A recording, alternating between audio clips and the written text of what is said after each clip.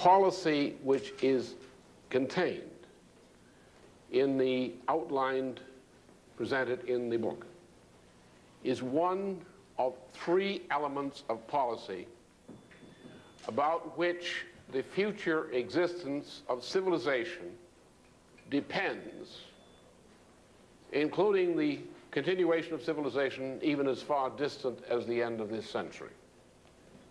It is a policy which, in part, the land bridge element, has been adopted by China,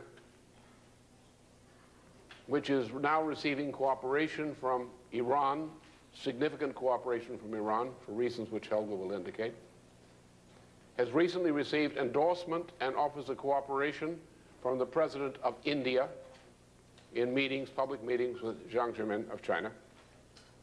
It has the expressed interest of Turkey by the present Prime Minister Erbakan in terms of cooperation with Iran. Recently, we've had the government of Armenia has emphasized its importance of its collaboration with Iran because of this kind of policy. It has the support in significant degree of the Foreign Ministry of Russia, Evgeny Primakov, and in the most recent period, since the French government has broken with the British government in a dramatic move over the issue of British Commonwealth genocide in Africa, that the French government has entered into new degrees of cooperation with Germany, both against British Commonwealth genocide in Africa and also in support of Germany's, France's, Russia's, and other countries' interest in cooperation with Iran, with India, with Asia and Russia in developing this type of orientation of economic cooperation across Eurasia, across continental Eurasia, and into Africa. Now, the background of this is how we got into this business. It started formally in 1982-83, when I was invited by representatives of the U.S. executive branch to set up a back-channel discussion with the Soviet government. And it was agreed that the subject of my discussion would include, among other things, a presentation of my design for a strategic ballistic missile defense to be mutually supported, hopefully, by both governments, the development of which would be utilized to provide new technologies for recovery of the world in general from the economic disaster which was already then in progress. During 1982, from February of 82 to February of 1983, I conducted negotiations through this back channel with the Soviet government. In February, the Soviet government turned down the policy recommendation I made, though they were still interested in economic discussions. But in March of the same year, 23rd, the President of the United States, Reagan, adopted and presented the policy which I'd been discussing with the Soviets and became known as the Strategic Defense Initiative. Now, in the process of those discussions, in February, my last meeting with the Soviet representative, I met the same gentleman recently in Russia. We had some reminiscence on these things. But in my last meeting, I warned him that if the President of the United States were to offer the kind of cooperation which I had outlined to him and his government, and that if the Soviet government refused that offer of Reagan's, then within about 5 years, the Soviet economy would collapse. Right? Now, 1988 came 5 years later. In Berlin, on October 12th of 1988, as a part of my Democratic nomination presidential campaign at the time, I gave a Columbus Day press conference in Berlin, in which I announced the imminent disintegration of the Comecon and Warsaw Pact in their present form, and indicated both that Poland would probably be the first nation to break out of the Comecon-Warsaw Pact alliance, and secondly, that Berlin would likely become soon the designated new capital of a unified Germany. I indicated that we must take, from the standpoint of the United States, that for the coming period of the coming administration, the primary policy question on the table of the United States would be the breakup of the Warsaw Pact-Comecon alliance, and that the United States would have to base its global policy on that fact as the central feature of the strategic landscape for the coming period. Within a few months, I also broadcast this on the national television broadcast here in the United States, a televised copy of that address which I gave in Berlin at the Berlin press conference. Within about a year from there, as we all know, the Berlin Wall began to crumble. It had started, as I had indicated earlier, in Poland, which was the first nation to break the Comecon bonds. Then in October through December of 1989, the Berlin Wall crumbled. And there were two policies on the table of the world. One was the policy which I'd indicated, that we must reach out to the former Soviet Union and the states of Eastern Europe to create a new form of economic cooperation, based in part on the fact that in the Soviet military-industrial sector, there was one of the most important concentrations of strategic machine tool capability in the world. And the collaboration between the United States and France and Germany, especially Germany, with that sector would be the potential science technology driver for a generalized world recovery. That was my policy. It was also the policy of a leading German banker, Alfred Herrhausen of Deutsche Bank, who unfortunately was assassinated in British interest in November of that year on the basis of a similar policy which he had enunciated for Eastern Europe. The other policy was a policy of Margaret Thatcher and the person she describes as her little poodle dog, President George Bush, who she could do anything she wanted to make him do. I asked Helga about that, how that works. Sometimes the dogs make you do what you want them to. They want you to do, but they other way. So Bush and Thatcher took the wrong policy. We're now in a global disaster. The likelihood of civilization surviving in its present form to the end of the century is almost zero. We are presently in the worst financial crisis in the history of modern Europe. Within a matter of weeks or months, some say weeks, some say months, it doesn't make any difference. The Titanic is sinking anyway, and the day in which it sinks is not the issue. The question is, do we have the sense to get off the ship before it sinks? Not can we, like the hogs on Wall Street, wait till the last moment to get out of the market just before it collapses. That's people get slaughtered doing that. So the two issues are this. First of all, to deal with this crisis and the banking system collapse is inevitable. It is not because Japan's bad policy or somebody else's bad policy. It's because of everybody's bad policy. The IMF's bad policy, London's bad policy, our bad policy. We've been destroying modern economy. We've lowered the productive powers of labor. Most parts of the third world, especially Africa and to some degree Central and South America, are suffering far more than they ever did 30 years ago. The condition of mankind in general on this planet is far worse than it was 30 years ago in physical parameters. Yes, there is a facade, one might say a Potemkin village facade of prosperity still around the planet. It's like one of these houses you get in Northern Virginia. It's all facade, but the inside is not worth having. And you can charge you $250,000 or more for the experience of having the house collapse around you. And that's our economy. As a result of this kind of economy, we have built up the greatest financial bubble in history. A bubble which amounts to trading of about $3 trillion a day, where the support is collapsing from underneath it. This bubble will collapse. Nothing can prevent this bubble from collapsing except putting it into bankruptcy. Therefore, there are three elements which are required to get out of this mess. First of all, a number of governments led by the United States executive, that means President Clinton in this period, whatever you think of Clinton, he's got the ball, must initiate an emergency new Bretton Woods conference to reestablish immediately the best features of the Bretton Woods system prior to 1966.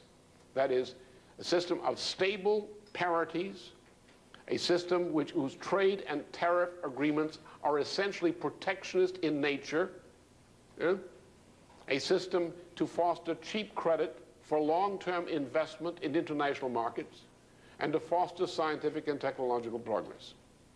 A new Bretton Woods, which must essentially meet over a weekend, declare the present international monetary and financial institutions to be bankrupt, to agree to put these institutions into government-supervised receivership for reorganization, to prevent social chaos, and to preserve essential structure of fiscal and financial administration, and to foster cancel all existing trade and tariff agreements, to set up a new set of mutually advantageous protectionist arrangements in order to foster investment and growth within national sectors. Once that's done, the second thing is to find a major series of projects which can lead to an economic recovery in the sense that Roosevelt, during the late 1930s, conceived an economic recovery of the United States.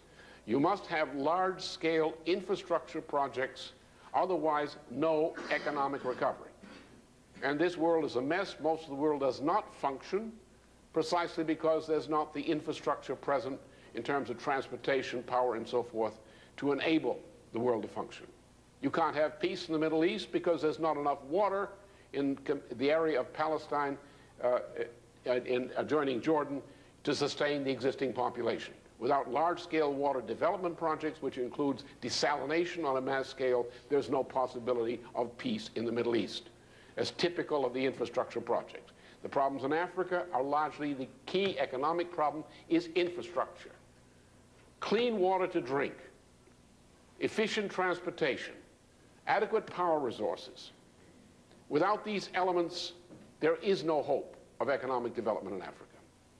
In Asia, we have the greatest concentration of the world's population, with a totally inadequate inland infrastructure development.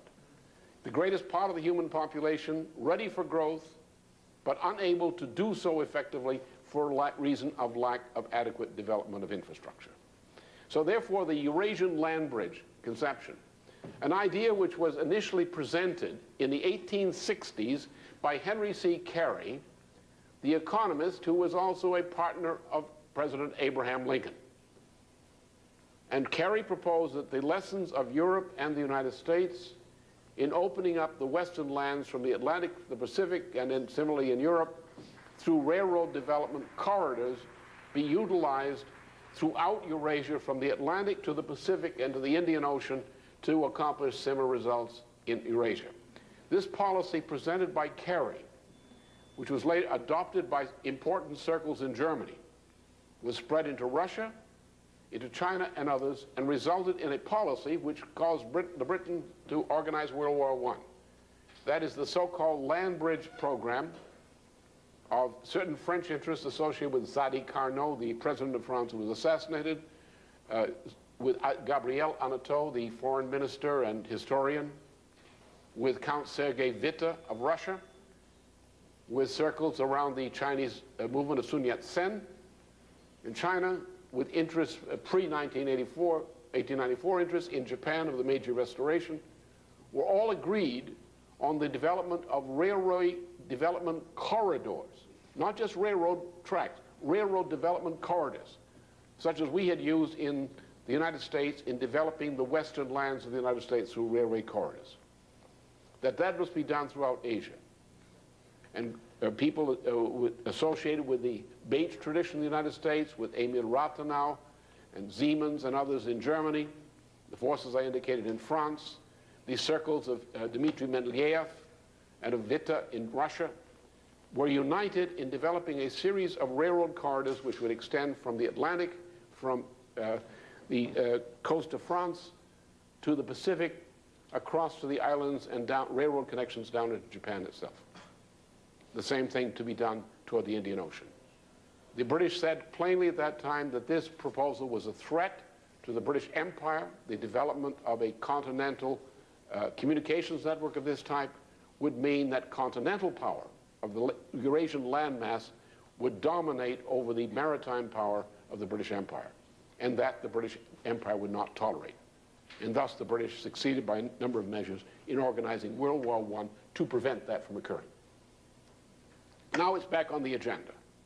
Again, the British are prepared to destabilize China, prepared to destabilize Iran, destroy it, and so forth and so on, to prevent this project from occurring. The third element, the land bridge edition of the land bridge program, which is our great recovery program for this planet for the 21st century, is the return to the machine tool principle. The problem we have in Asia, we have Japan has a very good machine tool sector, though it's not being helped by the current financial situation or trade situation. Korea has a decent machine tool sector. Taiwan has relatively a very good machine tool sector. The Philippines used to have a bit of a machine tool sector until they shut it down and packed it up and shipped it out back to the United States. Indonesia has a very limited machine tool sector, chiefly under the top-down organization of Professor Habibi. Other states in Southeast Asia either have no machine tool sector or virtually none. In India, there's a machine tool sector which is very inadequate relative to the population. China has a machine tool sector which is being fostered, but it's inadequate relative to the population. We have destroyed the strategic machine tool sector in the United States has been virtually destroyed. We have depended upon Germany and Japan for the key elements of our machine tool sector. Without a strategic machine tool sector, you cannot maintain the rate of progress in the productive powers of labor which are needed to sustain a global recovery program. Without the fostering of the machine tool sector, the strategic machine tool sector, the type we used to associate with military technology, without that, you cannot muster the intellectual force needed to increase the productive powers of labor sufficiently to meet the moral requirement which we have to humanity in the coming period. And though those three things are the foundations of a recovery policy, a survival policy for civilization for the remainder of this century and the next century. And the land bridge program is at the center of it. Helga, who worked with me closely with others in 89 and 90 in developing this program around the so-called Productive Triangle program in Europe, has been through various phases of this. She's been involved in discussions with China at a high level, discussions with other countries or coordinating that.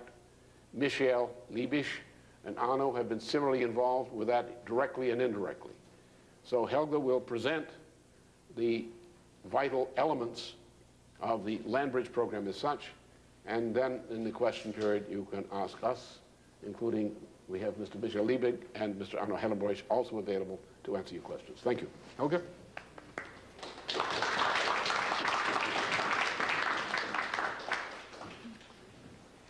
First slide, please.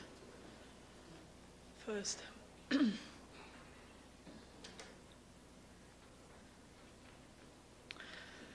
This European Eurasian land bridge is, no matter what the media says or not, the most important strategic question of today.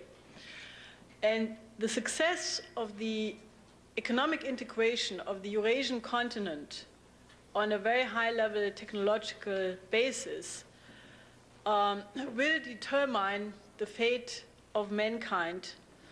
And this is not a question in the very far future ahead, but I think that considering the different strategic parameters, the question if the second Clinton administration takes a positive attitude to make it a foreign policy strategic interest of the United States to support the success of this Eurasian land bridge, or if they remain indifferent, passive, or worse, will indeed determine if mankind plunges into an incredible catastrophe of which the developments in Africa give us a small foretaste, or if we are in front of the biggest economic miracle in world history. This alternative is directly in front of us.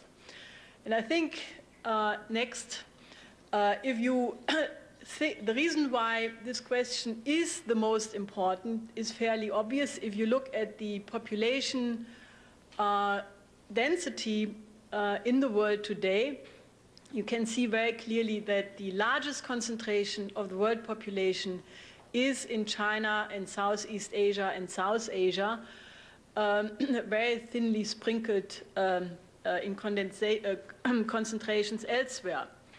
And this part of the world, South Asia, West Asia, Southeast Asia, is also going to be the area of the largest population growth in the next century. China presently represents 1.2 billion people. It is presently the most populous nation on the world, and it has, without any question, had the most intensive positive economic development of any country on this planet in the last 12 to 17 years, average 10, even 12% annual growth. Now, the fascinating thing right now is that at the Davos World Economic Forum, despite a rather hysterical misreporting by the international press, the Eurasian land bridge and the economic development of China, but in a new way also of India, is the most debated topic in Davos in the last couple of days.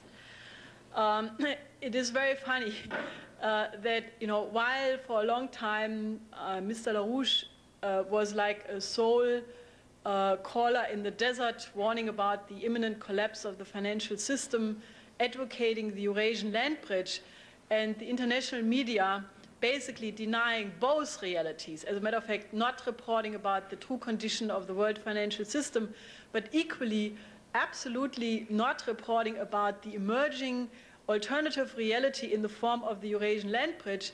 Now, all of a sudden, at the Davos summit, both realities are popping out and are on the table. Because the two issues which were debated there by some of the world-leading financial, economic, and political leaders was, on the one side, the imminent financial crash of the speculative bubble, possibly triggered by the crisis in Japan or other factors, the systemic crisis of the system as a whole, but also the Eurasian land bridge. And some people were completely annoyed about the self-assuredness with which the Chinese representative and the Prime Minister of India presented the development perspectives of their respective countries in Davos. But let me first give you a taste of what is the debate, especially in Europe, about the imminence of the financial crash, because I don't think that those of you who looked at the State of the Union address of President Clinton last night got the full flavor of what the debate right now is. The director of the Institute for International Economics in Washington, C. Fred Bergston, did make a speech at the Davos conference warning of the new dangers to the financial system coming from Japan, triggered by the yen crisis, plus the overall economic situation in Japan, which would pose new threats to the international system. He says there is the danger of a vicious circle, a weakness of the financial system in Japan, combined with a Japanese restrictive monetarist policy, which could lead to a continuous fall of the yen. Panic selling could hit Japan in the stock market. Then banks would have no choice than to liquidate their foreign assets. This would then have devastating consequences on foreign markets. And then, in addition, you could have new Mexico-style crises in the emerging markets at any moment, most likely Brazil and Argentina, and that could then trigger a chain reaction all over the world. Next. But this was not the only voice. In the meantime, you have European conservative financial dailies like the Neue Zürcher Zeitung, which is like the paper of Swiss banking and conservative circles, on the 24th of January, reporting in a big banner headline, are the stock markets in front of a new crash, comparison to the developments of 1929 and 1887. So Professor Gerhard Aschinger from the University of Fribourg basically describes that his scenario of the coming crash is divided into 6 phases leading up to a market crash. And he says we are presently in the 5th phase, passing into the 6th. The 5th phase is characterized by euphoria and irrational behavior by those people speculating in the market in terms of a mass psychology. Then in the 6th phase, a panic erupts and the bubble bursts. He says that the transition from the 5th to the 6th phase can be triggered by events and news which are not so important in themselves, but because they lead to an upset in the expectation to make just a little bit more profit in the speculation, the mass psychology that will then turn into a panic. He says that the fact that the Dow Jones has risen by 70% since the beginning of 95 till the end of 96 can only be compared to the speculative bubble of the 27-29 period. And he also completely agrees on that point with Mr. Larouche that the longer the bubble continues to grow, the larger the crash implosion will be. But these are not individual voices. I will give you some more to show you that right now there is an entire chorus of people warning about the impending crash, what up to recently only Mr. Larouche and our organization has said. On January 15th, in Frankfurt, the president of the German Savings and Loans Association, Horst Köhler, warned that overnight waves of chaotic currency speculations could erupt. On 19th of January, at a seminar of the Protestant Academy of Tutzing, the former chief economist of the Bavarian Hypo Bank, Volker Hölterhoff, says the world financial markets are incredibly endangered. The arch-monetarist of Deutsche Bank, Norbert Walter, says the world financial markets are decoupled completely from the real economy. Especially dangerous, the derivatives, and the breathtaking volume of these derivatives is absolutely frightening. 20th of January, Frankfurter Allgemeine Zeitung predicts that the stock market hype in New York and Europe is just the buying spree based on the assumption that the party will be over soon. Le Monde, 21st of January, is the financial world going up in flames. They have a 3-page supplement of the danger of a financial blowout that basically saying that alone during the first 9 months of the last year of 1995, of 96, 1,195 billion of stocks and bonds have been issued. That is $1.1 trillion stocks and bonds have been issued. In which context they quote the US stockbroker Charles Schwab saying, "How can anyone not tremble when imagining the consequences of an eventual brutal displacement of such masses of capital?" Now, this gives you the setting of why there is no way how this world will survive unless we do very soon the kind of reorganization Mr. Larouche has proposed, why we need a new Bretton Woods system, and why after the reorganization of the world financial system, the Eurasian land bridge must be the cornerstone of a global reconstruction of the world economy. But let me give you very briefly the history of the emergence of this concept.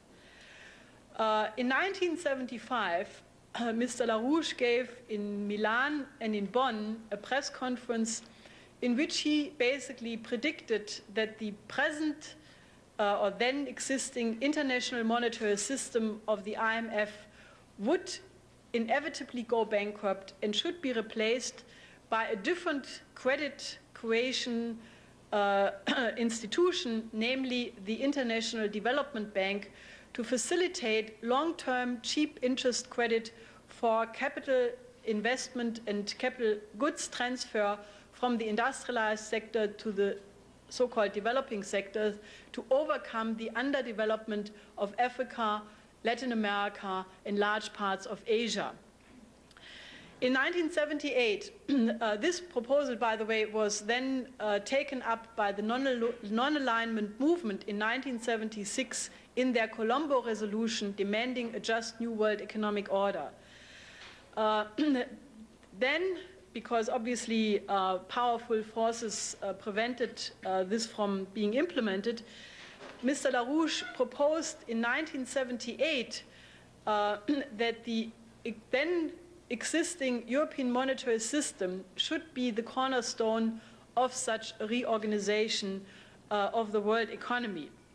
In 1982, he proposed the urgent debt reorganization of the Third World, a cancellation of most of the debt, and basically then to reorganize the world banking system in the famous Operation Juarez proposal, centering on the economic integration of the Latin American continent, which was begun to be implemented by López Portillo, president of Mexico, at that point.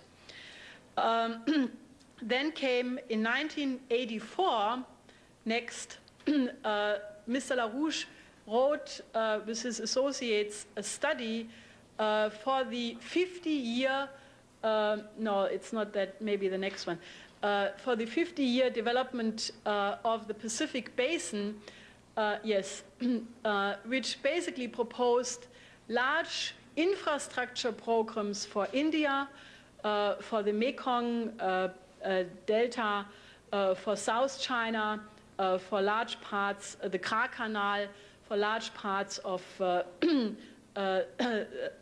South China and other places. And if you compare the present policies of the Chinese government and reflect on the shift which China has made away from the policies of the Cultural Revolution, at least you find very interesting parallels between these two approaches. In 1988, Mr. Larouche made the famous proposal for soon to become a real unification of Germany, which he just referenced. He was, in my knowledge, the only Western economist and statesman predicting the collapse of the Soviet Union more than a year before it happened. He was the only one who predicted the unification of Germany at a point where all German politicians called the unification of Germany the lie of the century. People should forget about it, and so forth. And Mr. Larouche said, let's take a unified Germany and use Western technologies to develop Poland and make that the model how you can transform the economies of the Warsaw Pact with Western means into a modern modern economy. Then in 1989, at a point when you all remember the pictures in the TV, the Berlin Wall came down beginning of November. People were happy. There was an incredible historical moment. And again, I must say, given the fact that I and my friends, Michael and Anno, were on the scene busily trying to shape history, there was not anyone, not Kohl, for sure not from the Clinton, from the US administration, or anywhere else, who had an idea what to do, how to capture the historical moment of the fact that the wall dividing the Eurasian continent would come down, really the first time since the Versailles Treaty, except Mr. Larouche, who proposed, go back to the previous one, who proposed the famous program of the productive triangle, which was the idea to take the territory in the triangular between Paris, Berlin, and Vienna, which is about the size of Japan, and which still to the present day concentrates the highest concentration of industrial capacity and skilled labor power, and goes through Saxonia, Bohemia, parts of Czechoslovakia, combining for the first time the industrial centers of France, the Ruhrgebiet, Saxonia, Bohemia, into one coherent piece. He proposed that this should basically be upgraded through the most modern infrastructure network, including the maglev train, the Transrapid, other investments in avant-garde technologies, to make this then the most powerful locomotive for the world economy to recover. Basically, this proposal we put on the table in November 1989 to the Kohl government, to all the European governments, East and West. We basically proposed that basically Eastern Europe should be integrated through the development corridors, namely the idea to build up transport lines, one corridor going from Warsaw to Moscow, St. Petersburg, another one to Kiev, another one to the Balkans, to the Black Sea, another one to Sicily, bridging into Africa, another one to the Ibero-American Peninsula through practically a bridge and reaching into Africa. Now, this report was published in all European languages in 1990. We presented it in many conferences and seminars in Warsaw, Minsk, Moscow, in Kiev, in Poland, in Prague, Bratislava, Vienna, Zagreb, Sarajevo, many other places. And basically, what would have been necessary is an approach where the economies of the Warsaw Pact, which admittedly were not up to the level of the world standard, rather than being dismantled, what happened under the IMF, would have been taken to build up the infrastructure of Eastern Europe to provide the absolute necessary precondition for industrial development and agricultural development. Because one of the inherent flaws of the communist economy was a complete negligence of infrastructure. The Soviet Union, for example, used to lose 40% of their agricultural harvest just because of a lack of infrastructure. If you remember the famous Autobahn in East Germany when the wall opened, which was like a bumping road, the horrible condition of the trains, I mean, you remember that the lack of infrastructure was one of the key problems. Now, basically, the idea was then to generate wealth by using up these obsolete technologies of Eastern Europe to then reach the condition where with Western help one could have a kind of Marshall Plan for the East, using these corridors, about which I will say more how they function, to drive the economic development of Western Europe into Eastern Europe, to raise the level of the former republics, the republics of the former Soviet Union, and fulfill their aspiration that they should join the first world, which is what the people in Ukraine, in Poland, in Lithuania, in Russia, they wanted. They wanted to be part of the advanced West. You all remember this. Well, we know history took a different turn. Mr. Larouche has mentioned it. The key banker in Germany who was thinking a little bit in the direction like we do, Herrhausen of Deutsche Bank, was assassinated. In the meantime, Deutschlandfunk, the official German radio, has pointed to certain Anglo-American financial interests as being behind the murder, not the Baader-Meinhof group. In the meantime, it is debated that they don't even exist. There is no third-generation Baader-Meinhof group. But for geopolitical reasons, Mr. Herrhausen was assassinated, and I'm afraid everybody of rank in Germany knows the details and reasons for this. And Germany, rather than going in the direction we proposed and using the historic chance of Europe, of which everybody correctly spoke, capitulated to the British campaign of Margaret Thatcher, George Bush, and Mitterrand, but especially the British, namely that if Germany would do that, they would become the Fourth Reich. So Kohl, rather than using the historical chance, capitulated, and we look at today complete collapse of Western Europe and the end of the era Kohl in the next very immediate period. Now, we, however, continued to organize for the realization of this program. Next.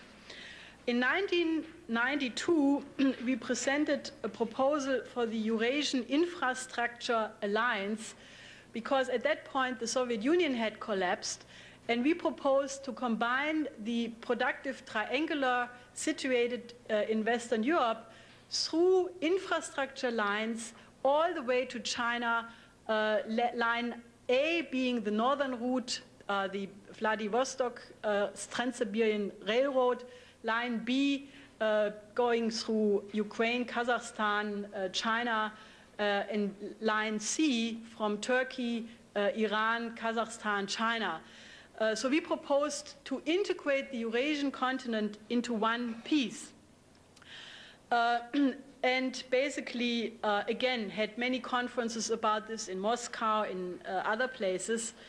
And especially because China at that point was still involved in a very dangerous mixture. On the one side, a state-planned economy, but at the other side also being absorbed in a speculative bubble. And fortunately, we put out many warnings against AIDS being the financial speculation in the economy, which was published widely in China.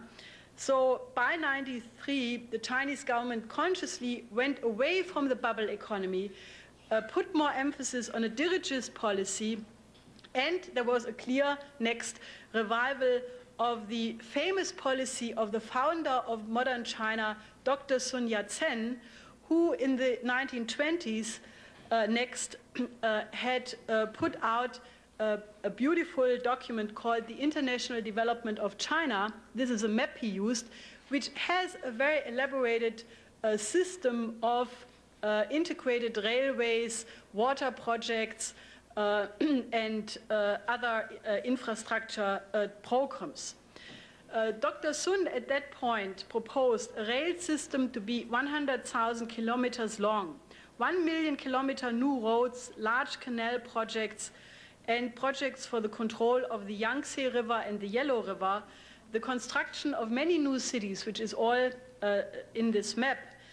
All right, then in 1993, Mr. Delors from the European Union put out the famous Delors White Book, which was practically the original productive triangle transport lines minus the piece going the railway from Munich to Zagreb, because they assumed that the Balkans War would continue for a long time. This White Book of Delors was skipped completely and is now in the, hidden somewhere in Brussels or I don't know where. Now, in 93, 94, there were further important changes in the economic policy of the Chinese government to reduce the bubble, both in the real estate market and in other markets. They implemented more dirigistic measures, put more stress on the Eurasian land bridge, and basically announced that they had the intention to develop the northeast regions of China to improve the relations between China and Europe and the rest of Asia. In May 94, the Vice Minister of the State Commission on Science and Technology, Mr. Hui Chongchen, gave an exclusive interview to Executive Intelligence Review in which he said that the Eurasian land bridge would be the central feature of its international economic and foreign policy. In '94, in August, representatives of the EIR participated in Lanzhou in a conference on the cooperation for the development of the Eurasian land bridge. And in May '96, I myself, together with a delegation of the Schiller Institute, participated as a speaker at the Beijing conference with the title Development of the Economic Regions Along the Eurasian Land Bridge. This conference was an absolute watershed because the Chinese government announced their strategic long-term perspective for China until the year 2010, which is already written in government legislation. And they have no lesser goal than to bring the entirety of China up to the level of the world as quickly as possible. Different spokesmen whose speeches you all can read in the report we publish basically announced that a new era of mankind has started, namely the land bridge era, where for the first time in human history there will be no more regions of the world which will be disadvantaged because of their geographical positions, but because of the land bridge conception, you can bring the development into all areas around the globe. And especially the landlocked areas will participate in the same kind of advantages like previously only maritime cultures or cultures, civilizations based on rivers. But I think the most important was that this conference, in which I think 64 nations participated, expressed an incredible cultural optimism, an optimism which you do not find in the United States, in Europe, for sure not in Russia. And people were just completely fulfilled with the idea that the underdevelopment of mankind is coming to an end. Now, since that May conference, again, the international press has absolutely not reported this, except one or two tiny articles. There was an absolutely deafening silence about the fact that the majority of the world had come together to decide to overcome underdevelopment. In the meantime, an incredibly breathtaking development has taken place, namely a very wide array of agreements and deals, again, mainly blocked out by the press. Beginning of January of this year, 8 developing countries met in Istanbul, Turkey, forming the so-called D8, Development Aid, as a counterweight to the G7. This was under the leadership of Minister President Erbakan and the participation of the foreign ministries of Iran, Indonesia, Malaysia, Nigeria, Bangladesh, Pakistan, and Egypt, representing again about 700 million people, announcing that they would be open for additional members. The aim of the D8, which they announced, was to help its members in their development goals, to function as a partner in the cooperation with other organizations, and basically to be an equal partner to the G7. This all goes back to a vision of Erbakan and Habibi when both of them studied as young students in Aachen University in Germany, where they basically planned that. And I think this should give you optimism. Sometimes you have a good plan, and it takes 30, 40 years until you are in a position to realize it. Mr. Erbakan then, the moment he was minister president, went to his first foreign trip to Iran, Pakistan, and Malaysia. And in Tehran, he signed an agreement, large pipeline agreements between Iran and Turkey, which for 23 years is supposed to deliver natural gas from Turkmenistan and Iran to Turkey and beyond. They also agreed on concluding the missing railway link between Tabriz and Van, and they have planned the founding of this organization for June of this year. Next.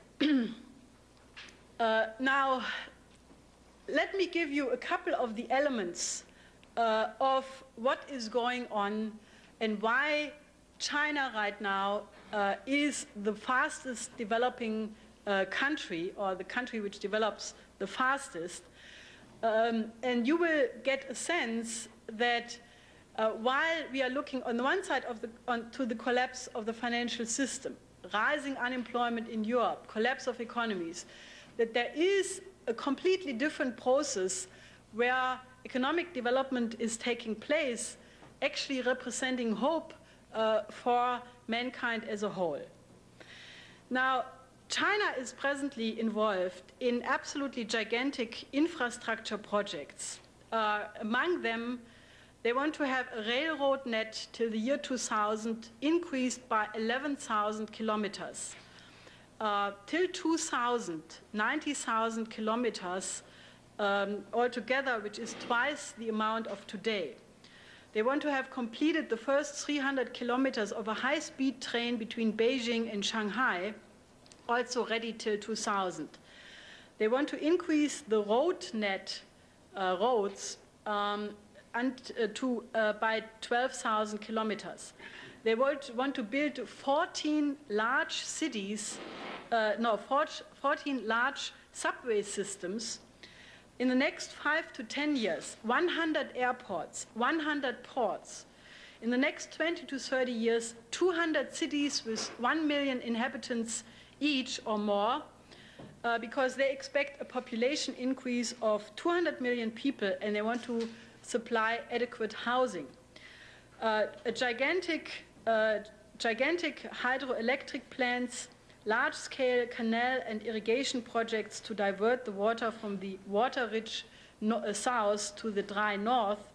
4 nuclear power units come online in the next years, and many more are planned. And the first HTR, high-temperature reactor, is under construction. There are so-called 2 century projects of the century. One is the famous Three Gorges Dam project. Here you see an artist's painting how it could look like when it's finished, which mainly has at its aim the taming of the Yangtze River, using also the water gained then in the reservoir for energy and irrigation.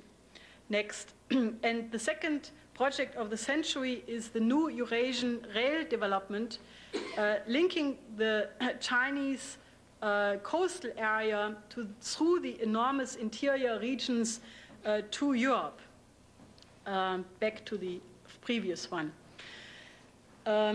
Now, there is a whole array of ambitious projects on combining this Yangtze River development project along the entire Yangtze River. They also have projects for the Pearl River Delta in the southeast, the region along the Bohai Bay in the northeast, including the Beijing and Tianjin region, and then fourth, the development corridor along the Eurasian rail line and the modern Silk Road. But of all of these projects, the most spectacular is the Three Gorges Dam on the Yangtze River. The construction of this began in '94, going back to the idea of Dr. Sun Yat-sen. And this is a typical example for the hypocrisy of the environmentalists and the World Bank, for that matter, in the West, who have denounced this project tremendously to hurt the environment and so forth. But no, let's not forget that only in the last flood disaster, 33 million hectare farmland were flooded, 1,000 people died, 800,000 houses were destroyed, 2.8 million homes were damaged. And that is already after the Chinese government took some measures to limit the damage, because in previous centuries you had many flood catastrophes in which 10 or even 100,000 of people would die. Now, this dam is supposed to be completed in the year 2010, and then the danger of these floods will be eliminated. It will also produce hydroelectric power of 85 terawatt hours per year, but most importantly, it will eliminate the threat to 15 million people living in this area. It will cost $30 billion, but in the long term, it will be incredibly profitable. The hydroelectric power plant with a maximum capacity of 17,680 megawatt will produce 13 times the amount a normal nuclear power plant produces. It will be the most powerful hydroelectric plant in the world, and it will be a key element in China's in China's energy grid, at least until nuclear energy is developed. Part of it will be a 5-level system of locks, which can lift 10,000 GRT, cross-registered tons, which will enable ships to travel upstream until the city of Chongqing, which will make 700 kilometers of the Yangtze navigable. Then you will have in China a river like the Rhine in Europe, and all of you who have ever been in Germany or Holland have seen what a beautiful thing this Rhine is, which is completely regulated. You have one ship, like, one after the other, freighters going. Every time Lin sees that, he says, this is infrastructure, that's how it should look like. So China is going to have their own Rhine very soon. Through the dam, a volume of freight will be increased from presently 10 to 50 million tons, and the cost will be reduced by 1/3. Naturally, it will also be a gigantic reservoir. Through a canal which is yet to be built, the water will be transported to the north next for irrigation. This will open up a territory larger than Germany for infrastructural development and agriculture in the north. In September of last year, there was an agreement between the US TVA, the Tennessee Valley Authority, and the Chinese government in the collaboration to build these dams and power plants and canal systems, basically taming the river Han, which flows into the Yangtze, through this canal system into the north, and also the river Li, to also contain flooding there. The project to divert water from the Yangtze to the Yellow River through this modernization of an existing canal makes use of the fact that at the beginning of both rivers, they are not very far from each other. So you can put the water of the Yangtze through a canal system feeding the irrigation system of the north of China. And basically what this will then mean is that the desert of Gobi will be a blooming garden fairly soon. Till the year 2000, it is also planned to then increase and modernize and continue the development project at the mouth of the Yangtze near Shanghai.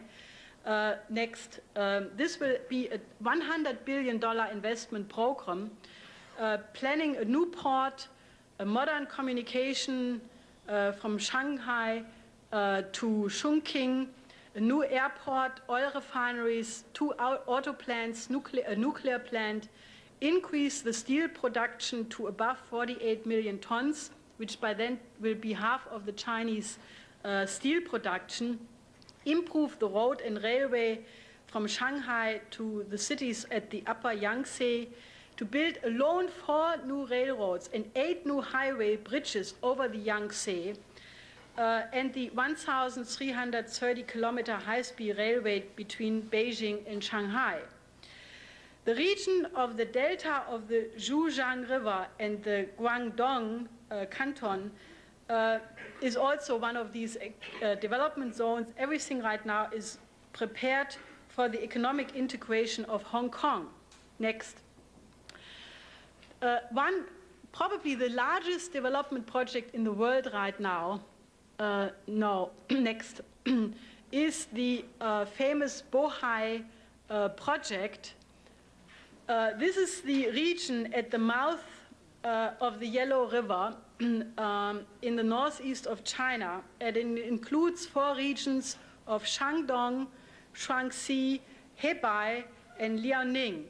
It includes Beijing and the port of Tianjin, parts of Inner Mongolia, and as I said, it will be probably the richest development region of the world in a fairly short period of time.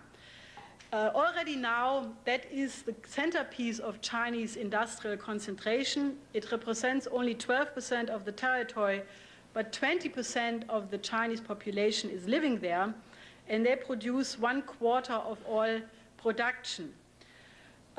It is an economic zone which also puts together China, Japan, North Korea, South Korea, and the far east of Russia. Already now, the Bohai region is the center of Chinese heavy industry machine tool.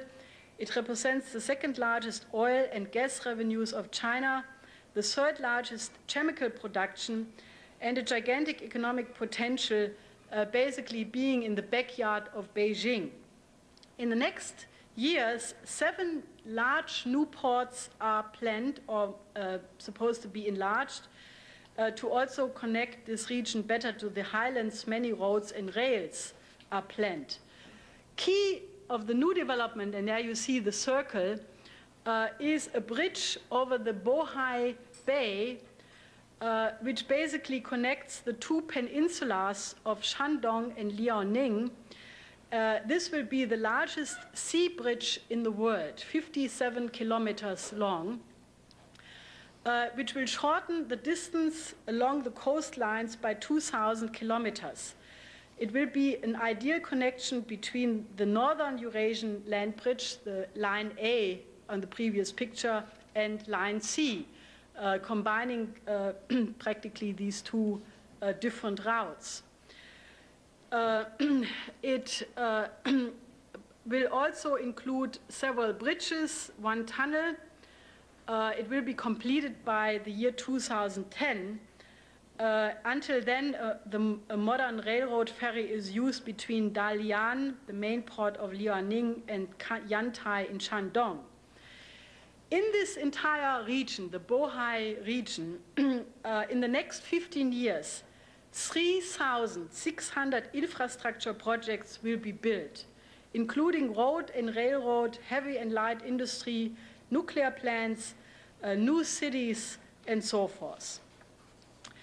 So the idea behind that is nothing less than the idea to connect the developed coastal regions with the undeveloped interior regions and Europe, and to use the development of the coastal area as a development driver to overcome the underdevelopment of the interior regions. Now, in '92, as I said, the Eurasian land bridge already exists. In 1990, the 4,131 kilometer long railroad was completed at the Atalaf pass between China and Kazakhstan, which was opened in '92 for container transport. Now, the last part of the 11,000 long line going from China through Turkmenistan to Europe was opened in May '96, the famous peace between Iran and Turkmenistan.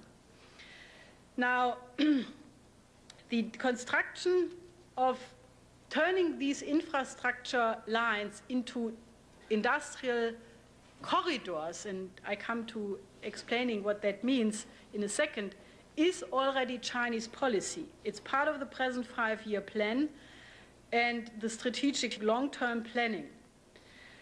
Now, it includes the port of Lianyungyang, I forgive my Chinese here, which will connect, which is located between Shanghai and Tsingtao, and which represents right now the, one could say, natural end of the Eurasian land bridge. Other ports will be built there. For example, Rizhao, Tsingtao will be modernized, as well as Tianjin, Shanghai, Shenzhen, and Guangzhou in Canton. Now, the idea is basically to integrate this existing rail line with an electricity grid, oil and gas pipelines, the installation of an optical fiber net, next, which already will start to operate in April of this year, in 2 months from now. This will be 27 kilometers long, and it will be the longest in the world, connecting Frankfurt in Germany to Shanghai, supplying 20 countries on the way.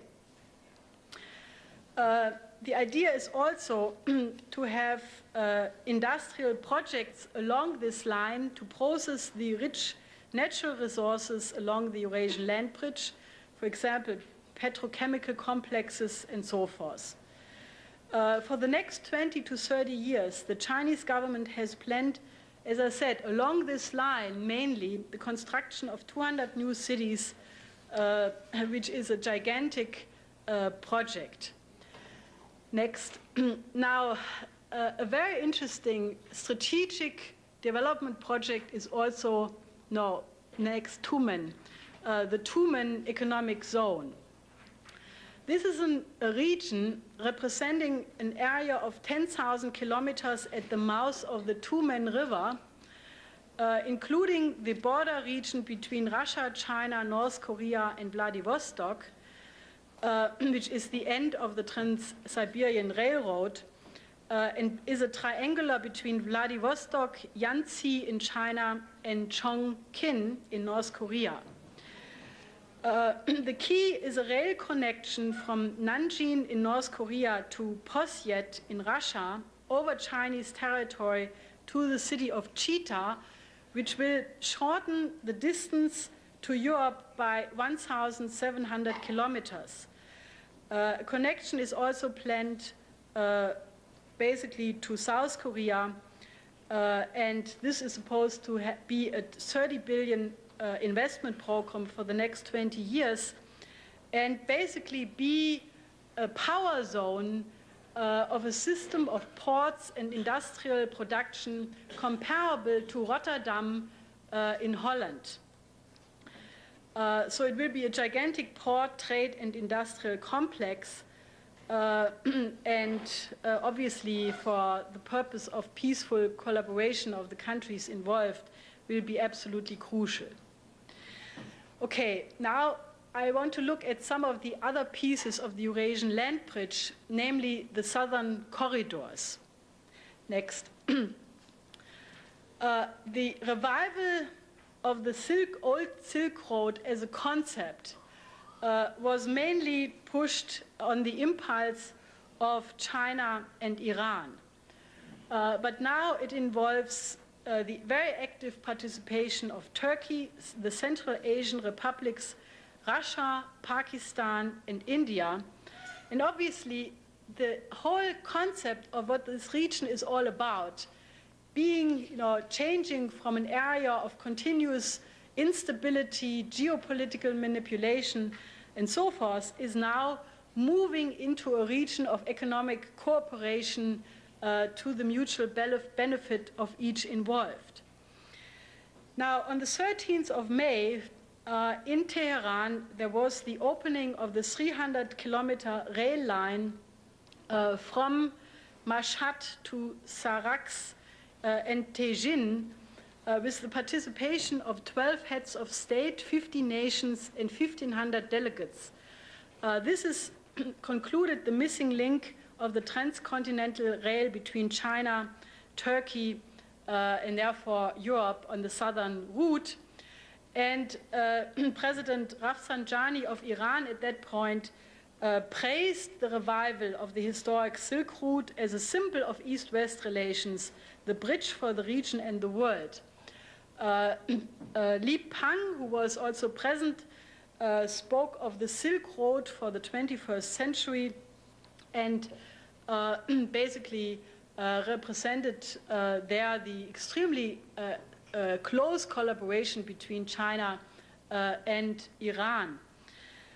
In the meantime, a flood of bilateral and multilateral agreements for the region has been concluded. In August last year, Erbakan went with 102 Turkish businessmen, concluding a new era in the Turkish-Iranian relations, a 20 billion natural gas deal, a new pipeline, new rail lines, the integration of the energy grid, and basically fostering many of these projects in the region. Now, one of the reasons why Turkey, despite all economic problems, has basically had a relatively interesting economic development in the recent period was because of the Southeast Anatolia project, which is an area of 75,000 kilometers, which includes 22 dams, 19 hydroelectric plants for electricity and irrigation of an area of 1.7 million hectares. This is supposed to increase the national income of Turkey by 12%, and it should be noted that all of this was done without international financing and without international help, all by Turkish engineers. China, in the meantime, in the summer of '96, gave a 270 million credit to Iran to help to build the Tehran subway with Chinese participation, and put many more projects on the table, to which basically the foreign minister of Iran, Velayati, gave the policy direction of the government by saying one cannot be a peaceful country in the middle of a region of instability, and one cannot be a rich country in a region full of poverty. So I think that it is extremely important for the United States to reconsider their policy towards Iran. I mean, first of all, there has been a very important shift in Iran, which I can only compare to the change which has occurred in China. China has very consciously turned away from the Cultural Revolution and decided to go in the opposite direction. Maximum technological progress, maximum development of the interior of the regions. And in a similar way, Iran has had its own experience with the revolution, with the war with Iraq, and they, like China, are thinking, how can they accommodate their people, their growing population, which will be 100 million people by the year 2000, with appropriate living conditions. Now, there are massive giant projects for the common exploitation of the enormous oil and gas resources at the Caspian Sea. And obviously, there are many projects in which Iran participates. For example, in Azerbaijan, in the Shah Deniz Consortium. The idea is to have Iran natural gas to Nakhchivan and Armenia and Georgia and Ukraine.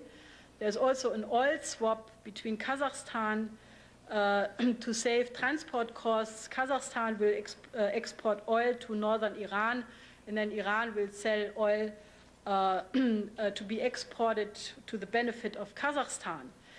There will be a pipeline between Iran and Pakistan, part of the Eurasian pipeline net, and oil from the Caspian Sea and the Gulf will then be possible to directly ship to Europe, Russia, Ukraine, but also Pakistan, India, China, and Southeast Asia. So you are also looking at a Eurasian energy bridge. Now, the Caspian Sea oil and gas resources are obviously the center of a lot of international attention these days. But next, it should be noted that Iran wants to change the dependency on these resources to favor its own industrial development in depth. Some of these passes so that you get an idea. Based on science and technology, to increase the productivity of its labor force. So there is an important change going on in which Iran consciously wants to define its role as being the gate between East and West and North and South. There are massive state investments going on, 8 major dams built between 89 and 94. 25 new dams are in construction and 70 are in a planning state. The first plans for the use of water power developments, by the way, for Iran were sought out in the United States in the 50s by the US Tennessee Valley Authority and represented part of the Franklin D. Roosevelt plan to develop the post-war world. So people should remember that there was a time in which the United States had quite a different policy towards Iran, not least in the Shah period. Iran is also doing major investments in its own fertilizer industry. It wants to double its electricity production from 89 to 95 and has massive investments in the metal industry, machine tool, shipbuilding, aerospace and steel, refineries and petrochemical industries, which they want to double in the next 5 years to bypass Saudi Arabia. Next, for the Central Asian republics, the Silk Route is the only hope for the future. This concerns Kazakhstan, Turkmenistan, Uzbekistan, Tajikistan, and Kyrgyzia, which are in the very interesting geographical position between China, Russia, India, and Europe. And this is an area twice the size of Europe. Most people don't know this, but this is a region with a very rich cultural tradition. It's too long now to go into that, but one of the greatest thinkers of mankind, Ibn Sina, was born in Bukhara, which today is Uzbekistan, just to mention one. This region has an enormous wealth of raw materials, but they are relatively poor. I mean, now go back to this mountain picture. The reason was that during the time of the Soviet Union, there was a relatively one-sided development, a cotton monoculture in Uzbekistan, Turkmenistan, and Tajikistan. The Soviet Union got 90% of their cotton from there. And obviously, for this, they used an enormous amount of water for irrigation out of the rivers who flood into the Aral Sea. As a consequence of that, the water level of the Aral Sea has sunk dramatically. The sea has shrunk by half, and there is now a big danger of an ecological disaster, sandstorms and enormous amounts of salt flying around. There is also the danger that the lake may disappear completely. Already during the time of the Soviet Union was the plan to direct the water from West Siberia to the Aral Lake through a canal, which would then be used basically for irrigation in this entire region. This would require big pumping stations where the water would be pumped over the division between West Siberia and the Aral Sea basin, and from there the water would flow by gravity all the way to the southern end of the canal and feed basically a large reservoir. This canal can be built in 15 years, back to the previous one. It would cost $18 billion, Gorbachev was, by the way, the one who abandoned that project. And right now, this region is gripped by a rather severe economic crisis. All kinds of multinationals are stepping on each other's toes for a raw material grab. There's the danger that there's a repetition of the old British great game in the region. And it is very clear that only a crash program of infrastructure development of the Eurasian land bridge makes it possible to solve the problems of this region. Now, the main rail line of the Eurasian land bridge goes from China to Kazakhstan over the Alataf Pass between Aktogay and the Kazakh border town of Družba, then along the main corridor through Almaty, the former Alma-Ata, Jambul to Tashkent, at which point it divides. One route goes to the northwest to Arabakh and Orenburg, Kubichev, Moscow, and Europe. And the second route divides in Tashkent to Samarkand, Bukhara, Tejen, Meshhed, Iran, Turkey, and Europe. And it is this second route, this southern route, which is actually the old Silk Route. Now, these lines are planned and in part completed, but obviously they must be fully built up to become infrastructure development corridors. The richness of the raw materials in this region are an advantage, but they must be used to overcome the dependency of these raw materials. And therefore, these corridors must be fully developed, not just as transport lines, but as functioning agricultural and industrial production complexes, which is not impossible because, for example, in Kazakhstan, you have the advantage of a very qualified labor force from the old military-industrial complex of the Soviet Union. Next. Le Figaro on the yesterday actually had the following article: Caucasian participation in Eurasian land bridge. Countries of the Caucasus decided to reopen old Silk Road. And basically quoting people from the region that after the collapse of the Soviet Union, they intend to exploit their geographical position. As one representative put it, God has given us a strategic position being in the north-south axis between Scandinavia and Turkey and an east-west axis between China and Europe. Next. Iran is also building full speed the connection between Kerman and Zahedon to the Pakistan rail net to the border town of Minchave.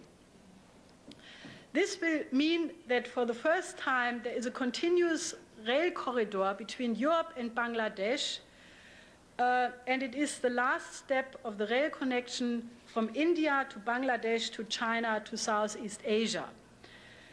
Now, China recently built an important railway bridge from Ruili, a town in China, to Mao Shpeli in Myanmar. And from there, it's supposed to build a 250-kilometer railway to the northwest to connect to the Rangoon-Myitkyina line, Mishna line. So this will also then be the connection to Nanning in South China. It will include the greater Mekong sub-region.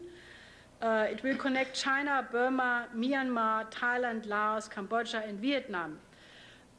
In the further development is planned a high-speed railway from Kuala Lumpur to Singapore, the upper circle, and eventually a rail down all the way to Jakarta, at which point you will have one railway from Rotterdam to Jakarta, and you can travel by train from Holland to Indonesia in the very near future. I find this absolutely exciting because I do not like airplanes. So let me give you very briefly a couple of the theoretical aspects which are absolutely critical to make this project function. Because the new Silk Road has, without any question, to lead not only to a recovery of the world economy, but to the greatest economic miracle in history throughout the entire Eurasian continent, but also reaching all parts of the world. What is absolutely key, therefore, is the concept of the development corridors, which is supposed to bring the development in those less developed areas.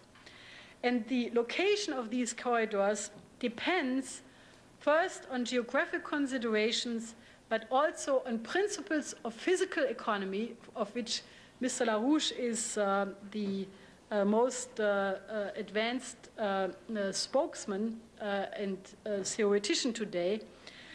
But let me first go to the geographical aspects. The famous old Silk Road, which was linking ancient civilizations of India, China, the Middle and Near East, Europe and Africa, basically was trade routes connected through cities. And these trade routes spread knowledge and culture. And it is very interesting that the present distribution of the population along these old Silk Route lines, which is big rivers, coastlines, channels, roads, and railroads, that even if thousands, to be precise, about 2,200 years have passed, still 25% of the population of Eurasia and 70% of its urban population is living along only 3 transport corridors, of which each is about 100 years wide. Now you have a very heavy population density along these corridors. Now, the development of the railroads is key for the development of Eurasia because it is possible for the first time to open up the vast hinterlands of Eurasia. Mr. Larouche referenced already that in 1869 in the United States there was the first transcontinental railroad in the world, and at that point people had the idea of an intercontinental railway net including Africa, Europe and Asia. But we all know that the British Empire was completely determined to prevent this from happening and regarded it as casus belli. This was one of the key reasons for World War I and World War II and decades of the Cold War. As a result of this interruption in completing what seems to be so natural in the interest of mankind, after 100 years, namely 100 years after the first transcontinental rail line in the United States, there is only one continuous rail line in Eurasia. There was only one continuous railway in Eurasia until last year, which was the Paris-Vladivostok Trans-Siberian rail line. And now there are 3 major rail connections, the northern, the middle, and the southern route. And it is very clear that these transport lines, one has to look at as transporting many more goods in the near future because of the population growth than what is happening now. So we are only looking at the beginning of a gigantic development. Several nations participating in this are right now modernizing the existing lines or building new lines and are engaged in the modernization of the track transfer at several of the borders because the tracks are different sizes. Now, there are massive plans in India right now, massive plans to improve the northern routes via the island of Sakhalin to Japan. Next, there is a plan to build a tunnel under the Bering Strait to the United States. Next. So if you look at the map of the population concentration in the world, one can see that the only areas which have a comparable population density to the productive triangle in Europe is first in China, in the river valleys along the Yellow River and the Yangtze, parts of Korea, parts of Japan, Java in Indonesia, parts of India and Bangladesh, and the northwest coast in the United States and the area of the Great Lakes in the Midwest. Now, the reason why this is important from the standpoint of physical economy is because low population, contrary to the idiots of the environmentalist movement and criminals like Lester Brown, low population density is actually a negative economic factor, because what you have to look at is the cost per capita for the specific living standard and level of production, which is, and a large factor in that is the basic infrastructure cost. Now, basic infrastructure cost involves roads, railroads, public transport, production and distribution of energy, supply of usable water, canalization, communication, healthcare, and education. Now, if you think about that, it is clear that the average cost, for example, for 1 million people in a well-planned city is much less than for 1 million people who are spread thinly in rural areas. Therefore, cities are representing a much higher efficiency, because first of all, you have much lesser distance to conquer for persons, goods, and services to be supplied. You have a higher intensity of use of all the systems, for example, transport, education, and so forth. And thirdly, you have a better use of the technologies in urban centers. You have a higher energy flux density and a higher power density of machines. Therefore, you can do more useful work with a relative smaller expenditure of labor, materials, and land area per unit output. This parameter, by the way, the energy flux density, coheres directly with the increase of population density. With other words, the more people you have, the higher must be next the density of the production process. Therefore, advances in technology always lead to and can lead to an increase in the potential population density.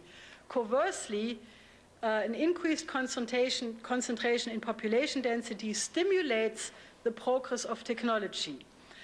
This is not only true for cities, but also for populations along rivers, trade routes, and so forth. If you compare the relative energy efficiency of the United States, France, Japan, in the time before the crisis erupted, let's say 1980, they had a roughly comparable standard of living, health service, and industrial activity. But Japan required the least expenditure of energy per capita, but they had the highest density of energy use per square kilometer. So there is very clearly an advantage of greater density. Next. The typical infrastructure corridor along these transport lines should be imagined in the following way.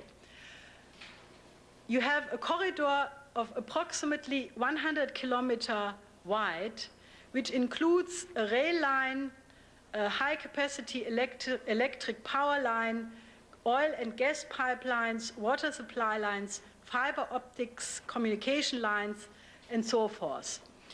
The most essential precondition for any industrial and agricultural and urban construction are these infrastructural arteries, which once built, you can then branch out and eventually cover the entire territory, but starting the development from these arteries and then branching out into the lesser developed areas. Along these arteries, you also want to have new cities, which, in parentheses, must be built beautifully, not like Houston. There are very many beautiful architecture models in the ancient cultures of Eurasia, and people should use the fact that nowadays it's so much cheaper to build, to not neglect beauty. I mean, just think about the beautiful cities of China, of Korea, of Thailand, and other places, and there are many ideas how these places can be built beautifully. Now, the infrastructure corridor model is important because if you only build a rail line to connect, let's say, A to B over a long distance, then that railway is only a cost factor. But if you have this kind of an approach, then through the dense agricultural and industrial activity, the line from A to B becomes an economic multiplier, and the larger the density of the economic activity along the route is, the more efficient the investment into the initial railway becomes. So what you want to create is both large markets and large suppliers of goods, so that the connection from A to B has the role of a gigantic production line. Now, this approach is obviously the unique way to overcome the disadvantages of unfavorable natural conditions, let's say of Arctic Siberia, deserts of Central Asia, and landlocked areas in principle. And it is also clear that, therefore, the continuous development of a corridor is more advantageous than, let's say, islands of economic activities which have no immediate connection. Now, let me go very briefly into some of the absolute necessary technologies needed to make the Eurasian land bridge succeed. The need exists to use avant-garde technologies in these corridors. Once you use them in the corridors, they will be distributed to the participating nations of the land bridge. In this way, the corridors become the transmission belts for scientific and technological progress in all of Eurasia. If the Eurasian land bridge is supposed to become the locomotive for the world economy, it is important to apply the principle of physical economy in selecting the most important technologies for transport, energy, water, and communication. Now, since the average parameters of performance of infrastructure in the Eurasian corridor must supersede those in Japan before the crisis in all categories, for electricity, heating, fuel per capita and square kilometer, supply of households, industrial production, agricultural production, water, and so forth. The performance of transport systems in ton kilometers and value ton kilometers per hour per capita and square kilometer, communication systems, and health and education systems. Therefore, the selection of technologies must be based on the relative highest density of performance in terms of the infrastructure performance per unit of land area, per employed worker, and per other resources consumed by the given infrastructural system.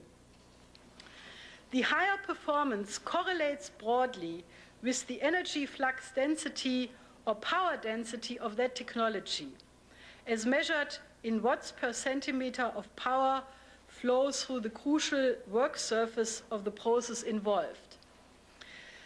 The technological quality of the energy system, therefore, must increase. For example, there must be a growing role of the electricity versus thermal power, of high temperature heat versus low temperature heat, increasing the speed in passenger transport, and so forth.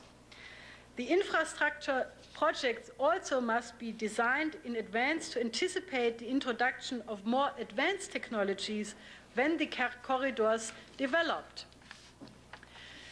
The integration of all means of transport, water transport, railroad, planes, and trucks must be also included, including the containerization of freight transfer from one mode to the other. Since there is a dramatic increase in global demand for multi-mode transport projected, it is key to already now anticipate the overcoming of the bottlenecks. There are already existing engineer designs for fully automated freight transfer stations, so-called combi terminals. In France, the first generation of rapid transfer systems is already in operation, the so-called commuter facility in Trappes near Paris. The present conventional system, state-of-the-art, is the use of portal cranes which run along 700-meter-long tracks parallel to the train tracks, then to unload a typical container train of 600-meter length carrying 40 containers. Such a crane normally requires at least 70 minutes. With the first generation of automated rapid transfer systems, this can be reduced to 15 minutes or less. For example, in Germany, Krupp is presently developing such a system called the Fast Freight Transfer Facility.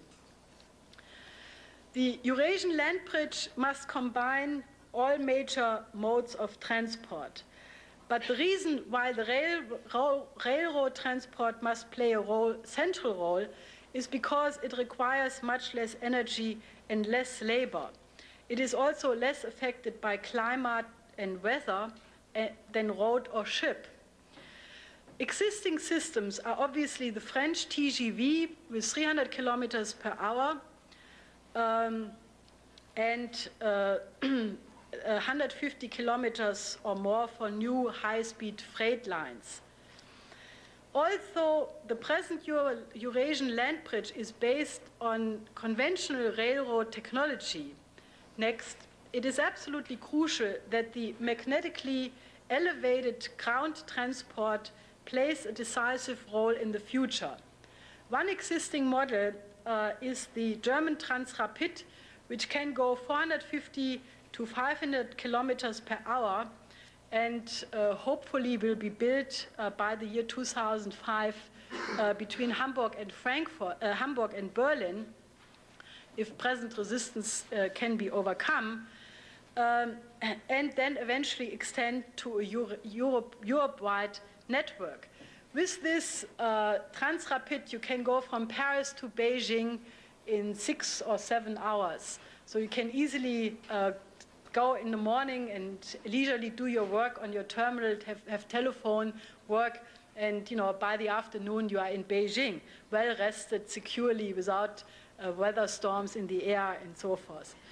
So Japan is only slightly behind Germany, building a different system, and also China is working on one. There's a very interesting model presently by some Ukrainian scientists being worked on. Now, obviously, this kind of travel is revolutionary. It eliminates vibration and friction because it's not connected to the ground, and the speed is really nice to get ahead. Now, this technology will be very efficient in all of Eurasia. It will replace short and middle distance flights because it's completely ridiculous. If you go from New York to Washington, you spend 2 hours to get to the airport, 1 hour in the air, 2 hours to get from the airport.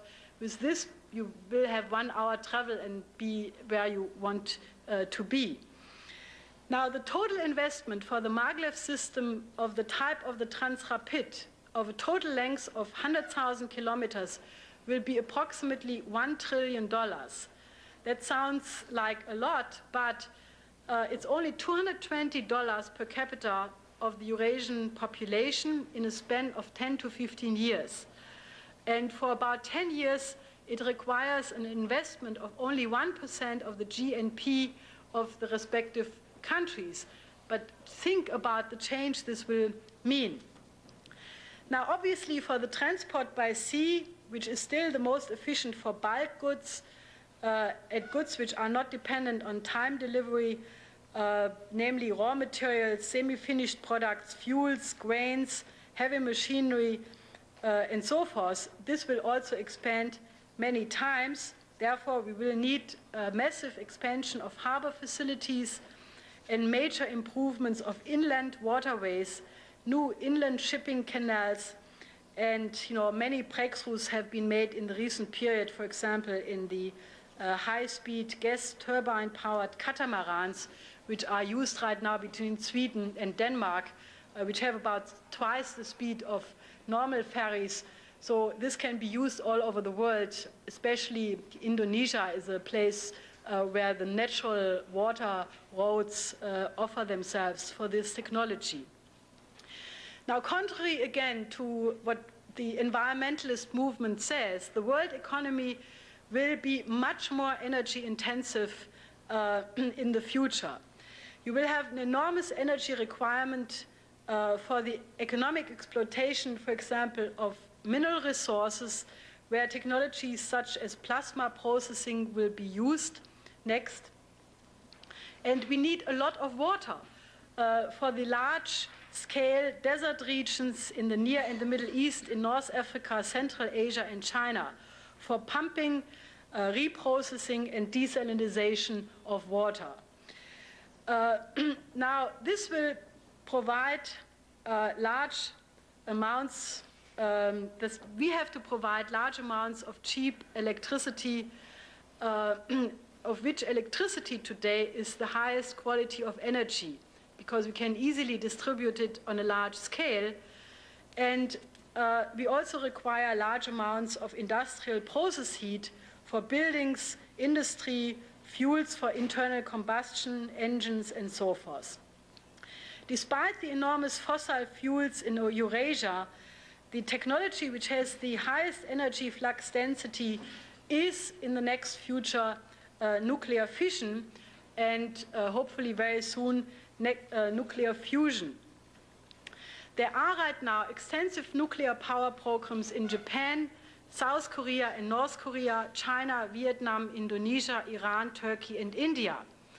Presently, the light water reactor of approximately 1,000 megawatt is in use in many countries. France, for example, gets 80% of its national electricity from this reactor type.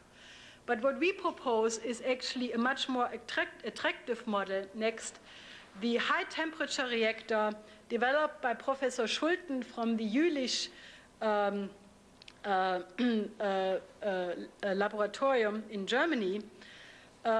This is the only existing HTR in construction right now near Beijing, which we visited May of last year.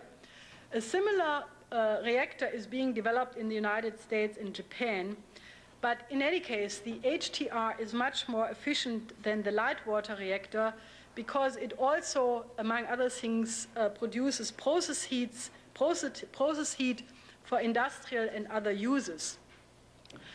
The HTR is inherently safe because the possibility of a meltdown or other releases of radioactivities is ruled out by physical mechanisms. So without complex safety systems or human intervention, this reactor is safe, mainly because the encapsulation of the nuclear fuel within multiple layers of a special high-temperature ceramics, the so-called Siamant, which prevents the release of radioactivity even under extreme conditions. The HTR is therefore a robust and easy-to-operate reactor, safe especially in densely populated areas and as a component of the nuplex cities which have to be built. One big advantage of it is that it is based on the thorium cycle, of which India has large resources. As I said, presently China is the only country which builds HTR based on the Jülich type. Well, as I said, it is useful for many projects which I have mentioned. Okay, I could say many more things, I just wanted to give you a glimpse of, on the one side, the gigantic construction activity, the physical principles this effort has to have. We have produced this study, so I invite you to study this in depth. Let me just go into two last aspects to give you an idea. Now, you realize probably that I did not mention Russia. And obviously, Russia is a crucial centerpiece within the Eurasian land bridge. And I can assure you, without doing what Leibniz said 300 years ago, of taking Europe and China and taking Russia as a mediation between these two cultures and bringing the development from both sides, there is no way how we will avoid a terrible catastrophe in Russia. Right now, as a result of the reform policy, the industrial production of Russia has collapsed to 20% average in the last 5 years of what it was in '91. General Lebed and others have warned that we are looking at a danger this coming spring because of a serious supply crisis. Now, fortunately, there is right now, even this is not represented by Yeltsin, Chernomyrdin as such, there is right now a growing group of scientists and other people in Russia who are absolutely fascinated, who want to integrate Russia into this Eurasian land bridge. Mr. LaRouche gave a seminar in April last year, organized by famous economists like Leonid Abalkin, with the participation of former Prime Minister Pavlov and 40 famous Russian economists, about this perspective. The proceedings in Russia, in Russian, were just published and are circulating widely in government and other circles, as well as a document which Mr. LaRouche wrote for the Russian Duma. When General Lebed was in Germany just 2 weeks ago, he very surprisingly and very positively announced the need for Russia to go back to the policies of Count Witte, which was exactly the same approach, and to use the German model of machine tool, Mittelstand, middle-level industry to transform Russia. Now, this obviously is very urgent, and no time is to be left. Let me just, as a last point, mention the German situation. Those of you who know Germany and love it like I do are probably crying right now of what is happening to this beautiful country. Rather than using the historical chance of '89 and transforming the East through technological means, Germany, being really hoodwinked by the Anglo-Americans, by Thatcher, by Bush, by Mitterrand, is now collapsing. It is right now falling apart at a speed people cannot imagine. There are right now officially 4.5 million unemployed. But if you take the hidden unemployment, Germany right now has well above 8 million unemployed. That is higher than 1932 or 33 when Hitler came to power. And the situation is, even though there is no Hitler inside, the country is in a very, very dangerous situation. Germany has lost in the last 5 years 25% of its industrial employment. Now, this for Germany is a catastrophe because the German economy, despite the present collapse, is unique. For example, in '95, the export of Germany was still 728 billion D-Mark. 87% of that was industrial goods, mainly capital goods. 112 billion export in machine tool, 11 billion of those machine tool design. 126 billion vehicles, 96 billion chemical products, 96 billion electrical equipment, 13 billion precision and mechanical and optical goods, 15 billion aviation and space vehicles. Now, the only other country which has a similar situation is Japan. But they are more focused on the Far East, while Germany has a broader worldwide distribution. And there is no country in the world which is as dependent on the prosperity and stability of other regions in the world than Germany. Now, in Germany, we have seen since the unification a dramatic collapse of export-oriented jobs. 700,000 jobs alone in this area were lost. So the situation is absolutely dramatic. And if Germany is to be saved, it is so obvious. Germany has everything what all these corridors need. It is a crime to destroy these industries. The government right now, which is absolutely mad to fulfill Maastricht, a conception which was designed by Thatcher and Mitterrand to contain Germany, to weaken Germany, and to destroy it for geopolitical reasons, is right now in the process of turning Germany into a rubble field. Now, we are determined to put the Eurasian land bridge on the table as an alternative. Now, the reason why Germany has to play a crucial role is that Germany not only has this export dependency, but the reason for that was that Germany has a very large component of machine tool and Mittelstand. Now, this is extremely important for all the other economies as well, because contrary to what the monetarist school of Adam Smith and others are saying, the source of wealth of a country is not the resources. It's not oil, gas, strategic minerals, and all these other things. It's not speculation. It's not stocks. It's not the bubble economy.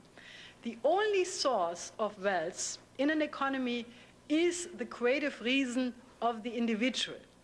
And if that creative reason is applied and leads to scientific and technological progress, which then is basically turned into machine tools, when you apply scientific and technological progress and make it usable for production, this occurs through the work of the engineer, the scientist. He turns it into a machine tool. And many of the machine tool Mittelstand industries in Germany were, up to the present time, run and headed by engineers who had a family firm with several dozen or several hundred employees, and they were the engine of technological progress. Now, Germany also obviously has a way of reversing its present course, because we do have a tradition of making people creative. Because Germany used to have the best education system in the world, the famous Humboldt education system, which was basically the reason why in the 19th century Germany was the leading country in the world in producing new technologies, in defining new categories of knowledge. And basically all we have to do is to go back to that education system where the centerpiece is not specific skills, but the development of the character and beauty of the person, the development of the person to become a state citizen.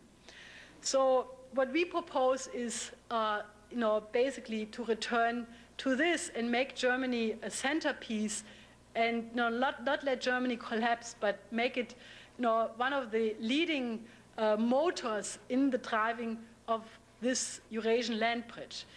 We have what people need. Why should we collapse? We can help. Next. Now, there are two strategic areas where everybody can see that the regions will blow up if this is not done. One is the Balkans and Bosnia in particular, where the Eurasian land bridge must be a factor to calm down and develop the region. You all have heard that Bulgaria right now is falling apart. There's a terrible hunger catastrophe. The country is just collapsing. You have hyperinflation, complete standstill of the economy.